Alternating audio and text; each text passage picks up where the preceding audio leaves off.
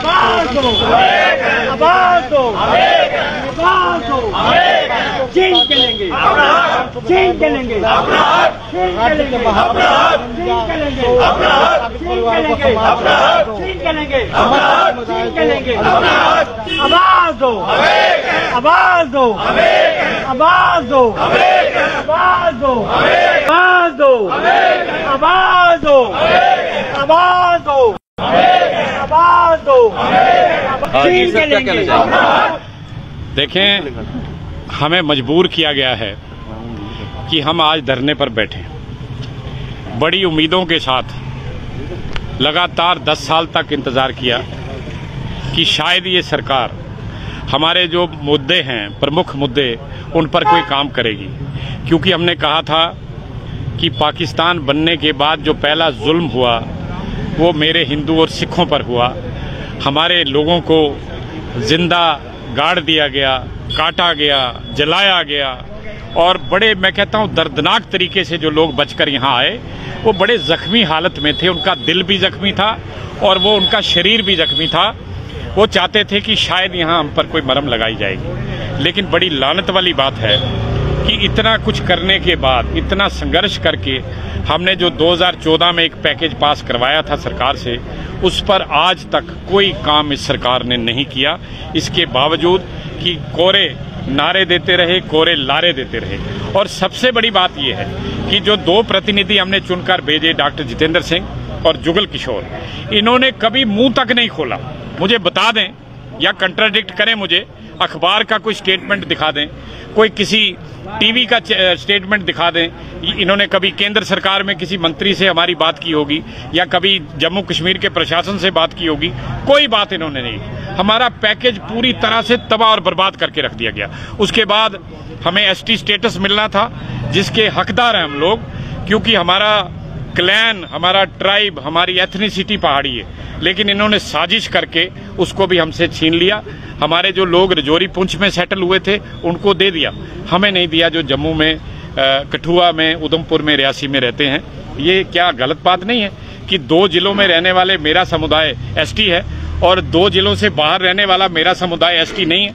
इसका मतलब है कि सरकार और प्रशासन के अंदर कहीं ना कहीं हेरा फेरी चल रही है।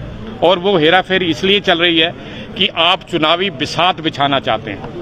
आप चाहते हैं कि पुंछ, रजौरी और अनंतनाग वाली सीट जीतने के लिए मेरे समुदाय के वोटों को ठग कर आप उसको भी जीत के ले जाएंगे। लेकिन मैं एक बात बता देना चाहता हूं, इस बार हम पूरा पैरा देंगे। सर, जिस तरह से लोकसभा चुनाव से पहले एक पीओजे के भवन का उद्घाटन एलजी साहब ने किया गया, उसे आप कैसे देखते? देखिए, ना तो हमने कभी भवन मांगा, ना हमें भवन चाहिए। क्योंकि मैं एलजी साहब से ये सवाल दोबारा पूछना चाहता हूं, पहले भी पूछा था कि आखिर इस भवन से मेरे लोगों की रोजी रोटी कैसे चलेगी, इसका जवाब एलजी साहब को आके सामने देना चाहिए। ये बात क्या है, हम कहते हैं कि हमें रोटी चाहिए, वो कहते हैं नहीं जी पानी पी लो।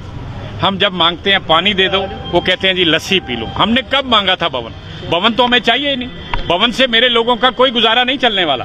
ये जानबूझ के ऐसे मुद्दे उठाते हैं। इनसे पूछा जाए कि 1,57,000 कश्मीरी विस्थापित है, आपने पार्लियामेंट के अंदर बोला है, उनको आप 2 सीटें दे रहे हैं असेंबली में, वो भी कहां? कश्मीर के बाहर। क्या कश्मीर जा चुका है किसी दूसरे देश के कब्जे में? कश्मीर में चुनाव क्यों नहीं लड़ते वो?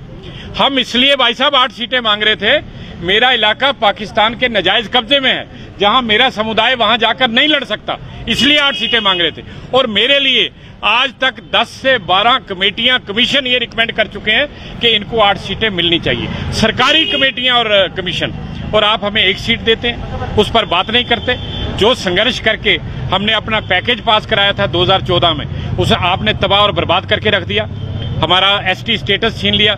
और सबसे बड़ा जुल्म इन्होंने क्या किया है, मेरे लोगों को जो जमीनें मिली थी पुंछ से लेकर कठुआ तक, इधर से रामबन तक, उनको सेक्शन 3 दफा 3 का इंतकाल था, वो उस जमीन को गिरवी रखकर लोन ले सकते थे, किसी को बेच सकते थे, बच्चे की शादी ब्याह करने के लिए, बीमारी में लगाने के लिए, बच्चे को पढ़ाने के लिए, क्योंकि हमारे पास तो कोई उधार देता नहीं, पैसा है नहीं।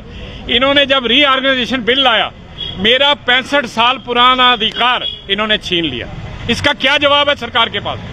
जो अधिकार मेरे पास 65 साल तक रहा, और ये अधिकार इसलिए मिला था क्योंकि मेरी चल और अचल संपत्तियां LOC के पार पड़ी हैं, इनसे ज्यादा पड़ी हैं जितनी आपने हमें यहां दी है। लेकिन आपने वो मेरा अधिकार छीन लिया, हमसे धोखा किया।